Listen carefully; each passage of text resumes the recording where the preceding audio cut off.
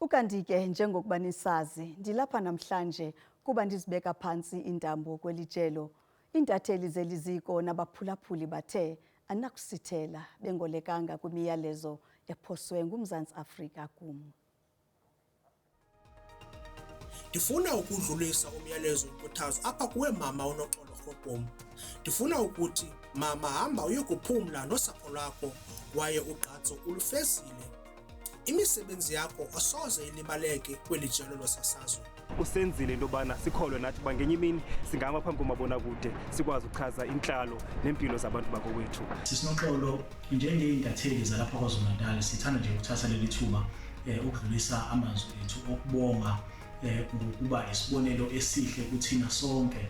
Ngiyakhumbula nje sisakhula ukuthi uma lumbana ihora lesikhombisa sasenza isiqiniseko sokuthi sisondela kuma-television ethu ukwenza sure ukuthi siyakubuka usethulela izindaba ngesikhulu isizotha. Uma uNoxolo Grootboom ngithi lapha njengabantu abasha ulibekile induku ebandla wakwazi ukuthathathe ilimi lethu lesinguni alibeke laphana kubalazwe njengoba sazi ukuthi iindaba zethu zesinguni ezinye zeindaba ezithandwa kakhulukazi kuma-channel ethu e-SABC. Uma uNoxolo kwesifisa ukuthi athi mayithatha umhlala phansi ehlala ekhaya akhumbule njalo ukuthi usashiyile ngemuva abantu bakhe nabo abazukulu lapha e-SABC lapho ezokwazi ukuthi asincelise kulomele wakho uGwansile. Sithemba ukuthi zonke izinto zohamba kahle ekhaya ekuphumuleni kwakhe. SisiNoxolo siyabulela ngento yonke. Ube ngumama besikwazi ukukhala kuwe. Siyabulela ngokusithantamisa xa sifika e-SABC. Uliqhawekazi. Usisebenzele isizwe ngesizothe.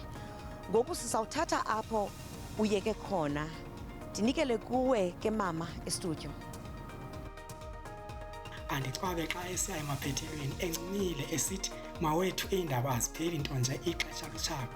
Ndithanda nonke emakhaya. Ibe ngimthanda kakhulu esithi iindaba ayipheli kuphela ixesha.